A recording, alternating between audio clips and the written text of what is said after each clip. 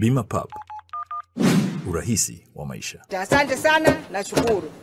Asante sana Mheshimiwa Ungele. Nimwite sasa Mheshimiwa Aida Kenan, atafuatiwa na Mheshimiwa Hamida Mohamed Abdalla. Mheshimiwa Neema Mwandabila ajiandae. Mheshimiwa Mwenyekiti, nakushukuru kwa nafasi. Na nichukue nafasi hii kumshukuru Mwenyezi Mungu mwingi wa rehema aliyenijalia uzima kusimama tena kwenye bunge lako tukufu. Mheshimiwa Mwenyekiti, lakini niwashukuru sana wananchi wangu wa jimbo la Nkasi Kaskazini kwa ushirikiano mkubwa ambao wamekuwa wananipatia. Lakini imani kubwa walioijenga kwangu kuwa mwanamke wa kwanza katika historia ya nchi yetu na mkoa wetu wa Rukwa kuchaguliwa kuwa mbunge wa jimbo la Nkasi Kaskazini. Na imani hiyo nimeilinda na nitaendelea kuilinda. Mheshimiwa Mwenyekiti, lakini nimshukuru Mheshimiwa Waziri Mkuu kwa ziara aliyoifanya kwenye mkoa wetu na jimbo langu.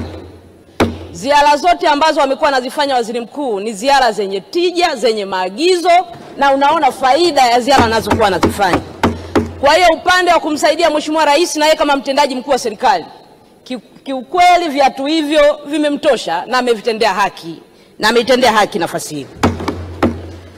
Mheshimiwa Mwenyekiti, pamoja na mema mengi ambayo yalifanyika kwenye ziara yake, nina mambo machache ya kushauri. Kabla sijaenda kwenye kushauri, jana amekamatwa Mheshimiwa Mwenyekiti wa Chadema, Mheshimiwa Tundu Antipas Mugwai Lissu, amekamatwa Ruvuma.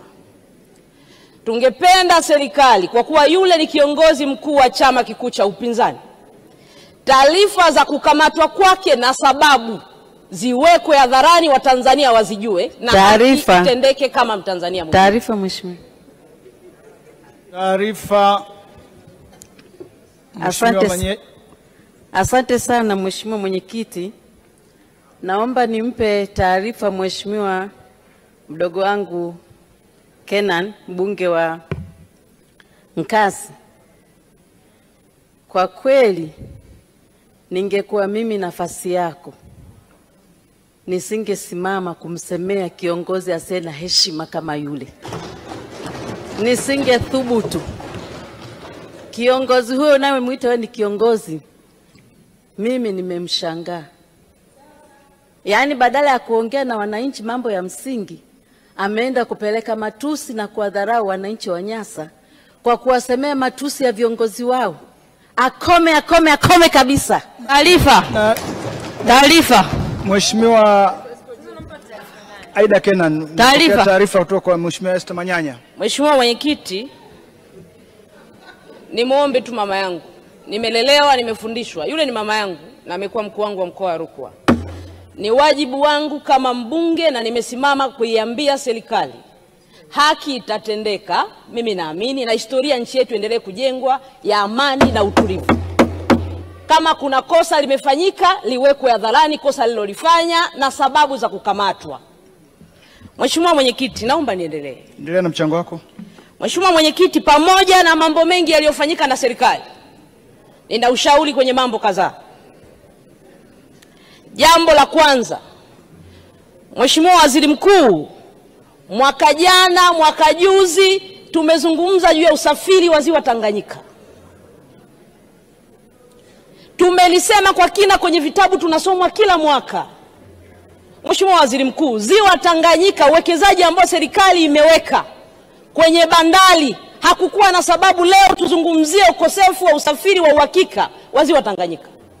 Mheshimiwa Waziri Mkuu, tunawezaje kuwekeza bandari ya Kabwe, bandari ya Kasanga, bandari ya Kipili, bandari ya Kalema, alafu usafiri haupo kwenye ziwa Tanganyika? Tulitaka kuachivu nini kwenye hizo fedha tulizowekeza? Mheshimiwa Waziri Mkuu, ushauri wangu, MV Liemba ni meli ambayo imeharibika muda mrefu sana.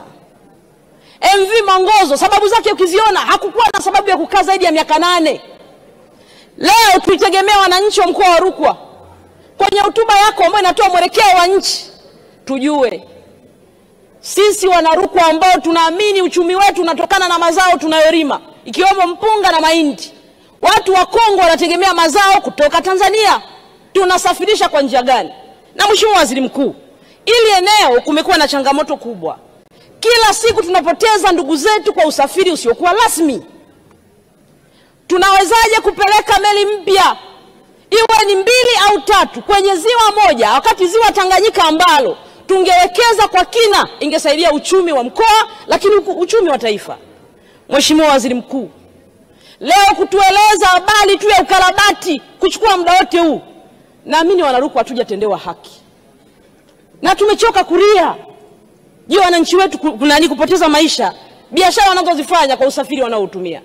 Natamani kwenye hitimisho lako utueleze Wanarukwa, Kigoma na Katavi hatima ya usafiri wa uhakika wa ziwa Tanganyika. Meli mpya ni lini tutapata, lakini hizo za ukarabati tu ni lini zitakamilika ili tuweze kuinua uchumi wetu wa mkoa wa Rukwa.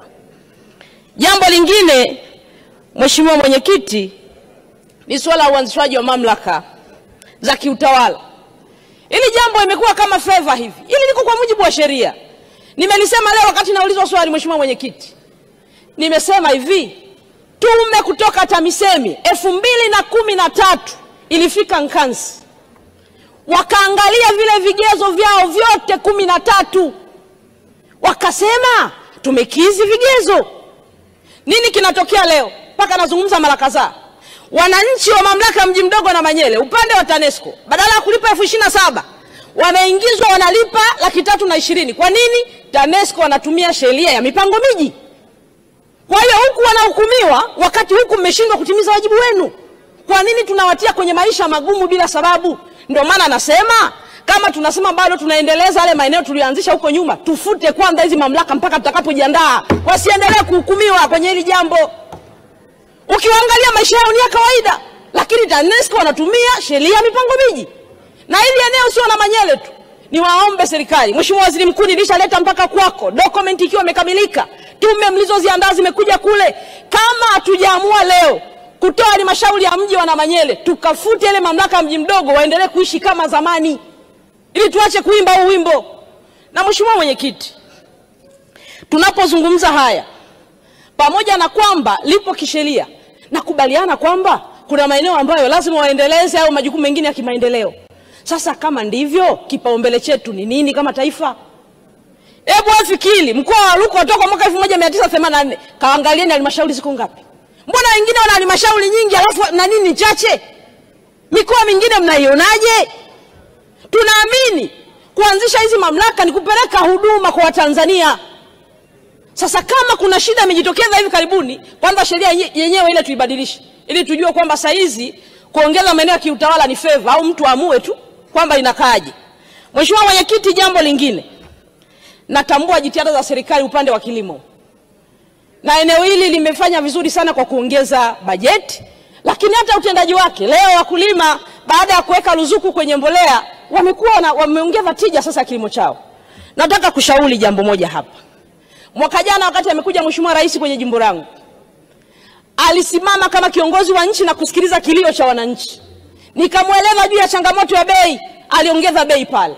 Sasa hatuwezi kuwa tunasubiri mpaka aje kiongozi ndio tuzungumze changamoto ya bei. Mheshimiwa Waziri Mkuu, unajua kila mwaka lazima tuje kwako. Kuna changamoto ya bei ya mahindi. Sasa waziri wako wa kilimo anafanya kazi nzuri. Mbolea imekwenda, watu wamezalisha. Tunachotaka ni uhakika wa masoko ya wananchi wetu. Na sasa tunaenda kwenye msimu wa mavuno. Mvua zinaendelea.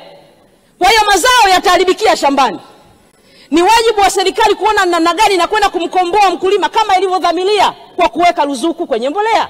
Jambo ambalo naweza kulishauri ni kwamba Mheshimiwa Waziri wa Kilimo, kwa sababu unamsaidia Waziri Mkuu na serikali kwenye eneo hili, ni kipindi ambacho wakulima wengi wanatamani kutoka kuwa wakulima wadogo kwenda kuwa wakulima wakati au wakulima wakubwa.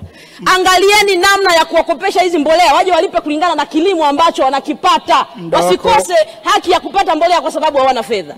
Mheshimiwa Mwenyekiti, nakushukuru kwa muda ulionipatia. Asante. Asante sana Mheshimiwa Aida. Nimwite sasa Mheshimiwa Vikindu New Village wanawaletea viwanja Kigamboni, Dar es Salaam. Kiwanja chenye futi 40 kwa 50 chenye square mita 200 kwa shilingi za Kitanzania milioni 2.3 tu. Na tena unaweza kulipia kwa awamu. Viwanja vipo Rugwadu Magengeni. Fika kituo cha daladala Mwembe Mtengo na safari itaanzia hapo kuelekea site. Huduma zote za kijamii zinapatikana kama vile maji, shule, umeme na hospitali. Vyote vinapatikana. Kwa mawasiliano zaidi, wasiliana nasi kwa simu namba 0760042571 au 0714586642. Instagram wanapatikana @vikindo_new_village 001. Ukiwaza kiwanja, waza Vikindu New Village. Kiboko kabisa.